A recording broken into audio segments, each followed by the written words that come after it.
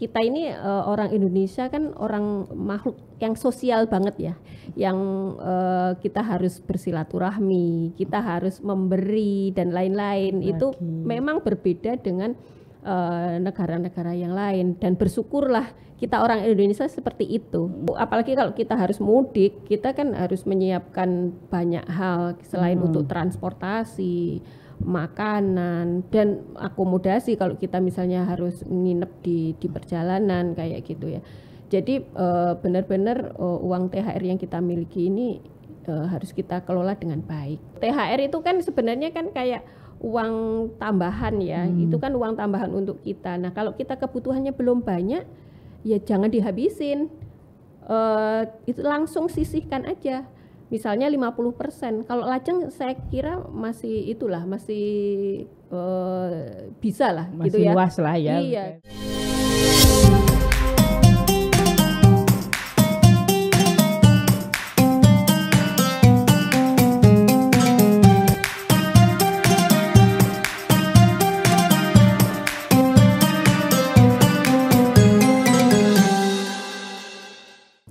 Assalamualaikum warahmatullahi wabarakatuh, Tribuners. Kali ini ketemu lagi dengan saya Sri Handi Lestari atau biasa dipanggil Aridora nih biasanya. Masih bersama dengan Mbak Mimin Susanto, perencana keuangan, dan kita akan membahas tentang pengelolaan THR. Assalamualaikum Mbak Mimin. Waalaikumsalam. Bagaimana kabarnya Mbak? Alhamdulillah baik-baik Mbak. Nah, ini sudah suasana Ramadan, sudah mulai kelihatan mau ada THR nih. Apa ini Mbak yang bisa disampaikan kepada para pemirsa Tribuners terkait dengan pengelolaan THR?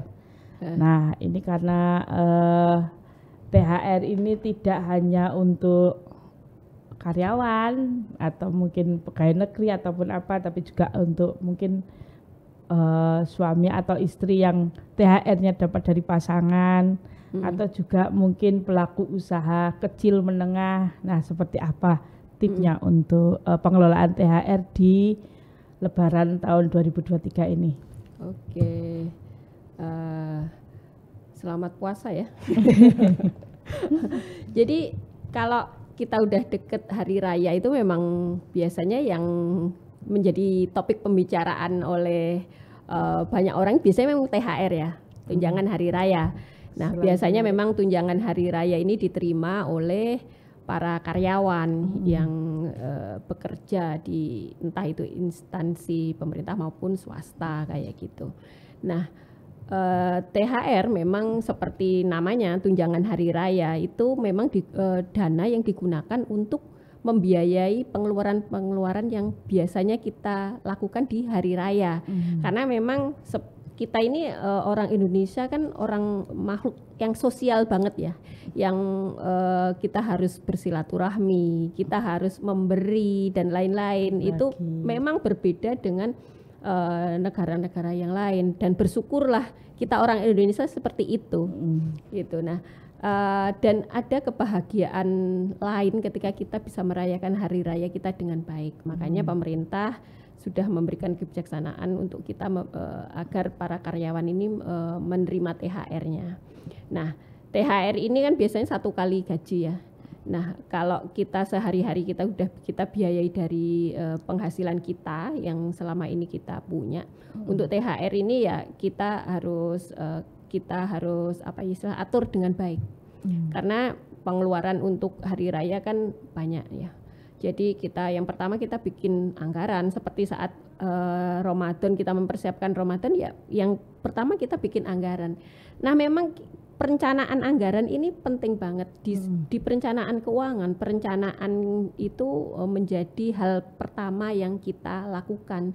Karena dengan kita melakukan perencanaan, kita tahu nih kita mau ngapain aja, anggarannya berapa, sehingga kita prepare, tahu terus kita penuhinya dari mana. Nah, khusus untuk hari raya ini berarti kita merencanakan pengeluaran untuk hari raya kita itu apa aja. Misalnya tadi kita bisa untuk membeli makanan dan minuman untuk hari raya. Kemudian Kita juga harus sebelumnya kita juga harus menyisihkan untuk zakat.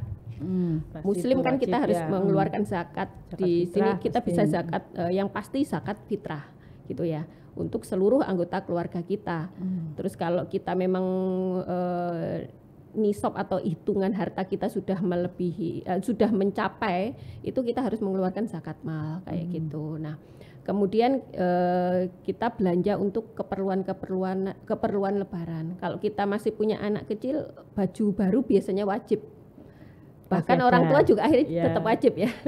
Jadi kita anggarkan untuk membeli membeli baju atau keperluan yang lainnya itu tadi. Kemudian kita THR.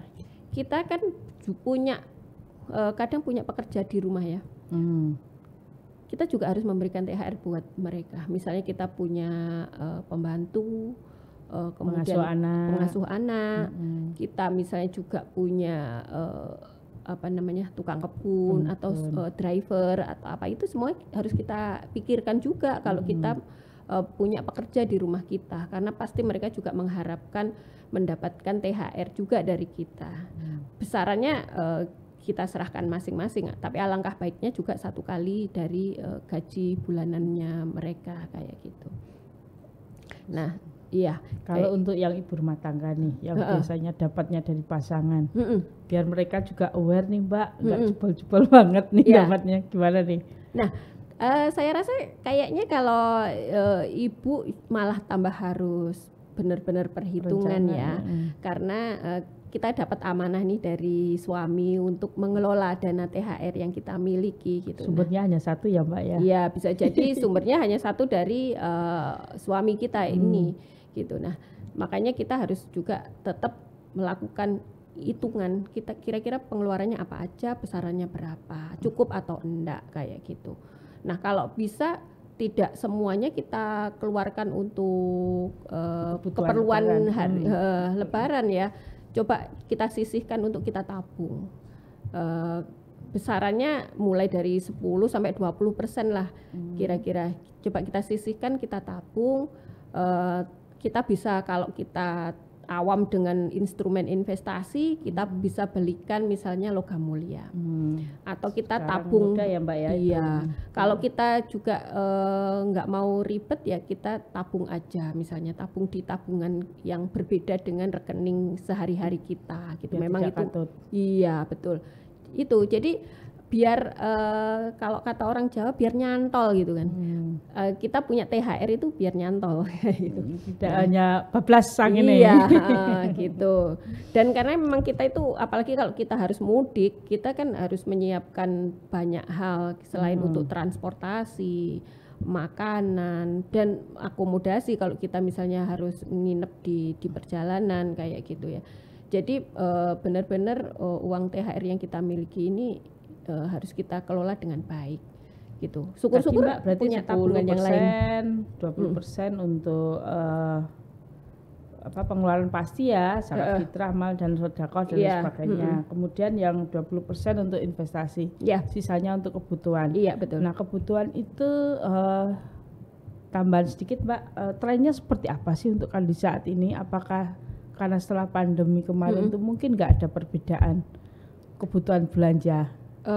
Kalau dibandingkan sebelum, apakah akan sama? Soalnya sekarang trennya juga banyak ya Mbak ya, penawaran baju seragam keluarga. Ya. Kayaknya sih kita kembali ke tren yang sebelumnya ya. Tetap aja kita pakai baju lebaran yang baru, mungkin juga bahkan kita beli aksesoris yang lainnya ya, tambahannya kayak gitu. Karena kita sudah bisa berkunjung atau istilahnya bersilaturahmi dengan bebas tanpa ada lagi pembatasan-pembatasan. Kemudian juga bisa jadi kita akan banyak memberikan dengan seperti itu, berarti kita kan banyak juga harus menyiapkan dana untuk angpau ya buat anak-anak kayak gitu. Tapi tetap ya perencanaan yang sisa dari itu berarti tadi sekitar Mbak 40-50% ya untuk kita untuk kebutuhan di lapangan. Harus tetap tertib lah istilahnya itu ya Mbak ya. Iya. Oke. Menarik itu Mbak. Terus kemudian terkait dengan masih dengan THR ini. Tadi sempat Mbak Mimin menyebut investasi bagus hanya bisa untuk tabungan aja ke logam mulia. Logam mulia itu memang paling mudah Mbak atau gimana? Sebenarnya untuk THR-nya nggak jebol nih.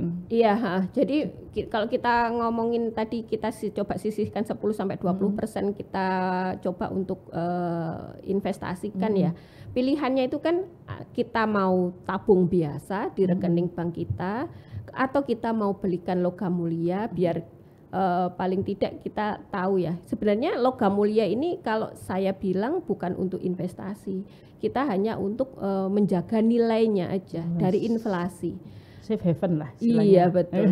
Karena kalau kita hanya tabung di rekening bank kan terimbas inflasi ya. Ya betul. Karena bunganya juga tidak seberapa, tapi inflasinya di atas bunga itu gitu kan. Terus masih ada pajak bunganya juga kayak gitu. Nah kalau kita taruh kita belikan logam mulia dan kita istilahnya biarkan selama beberapa tahun ke depan itu kan masih nilainya itu masih ngikutin gitu, masih ngikutin nilai jadi istilahnya naik pun ikut naik ya Mbak iya, ya. Betul. Gitu. Tapi bukan jangka pendek ya. Jadi itu jangka panjang. Tapi kalau kita mau invest yang lebih istilahnya lebih nyoba mau belajar invest di tempat yang lebih bagus, sebenarnya kita bisa belajar reksadana. Karena di reksadana kita juga bisa milih misalnya kita kalau nggak mau yang berfluktuasi kita taruh di pendapatan tetap istilah atau kita mau ditempatkan di pasar uang kayak gitu. Kalau di pasar uang itu sebenarnya kayak kita tabungan di bank, cuman bedanya bunganya itu lebih tinggi dan tidak ada pajaknya kayak gitu. Tapi kita memang harus belajar lebih. Tapi kalau kita pingin hasilnya lebih bagus, kita bisa coba reksadana saham misalnya kayak gitu.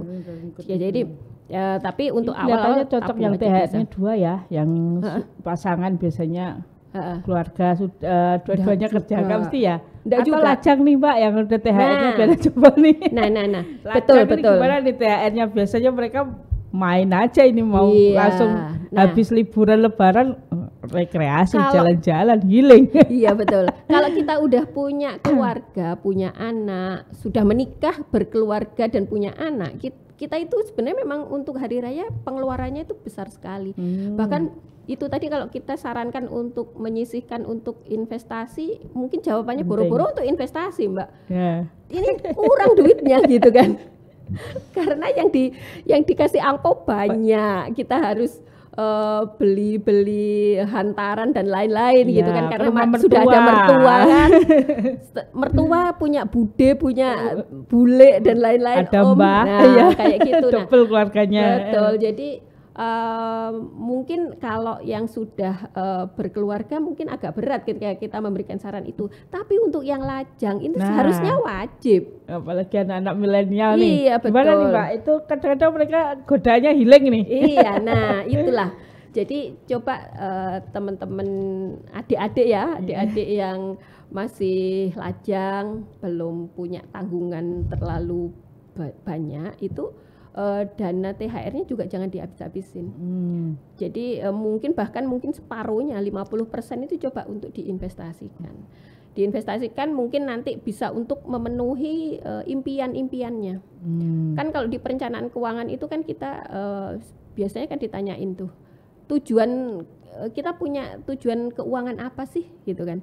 Misalnya tujuan keuangan itu bisa macam-macam. Misalnya mau melanjutkan S2, sekolah lagi misalnya, mau sekolah di luar negeri.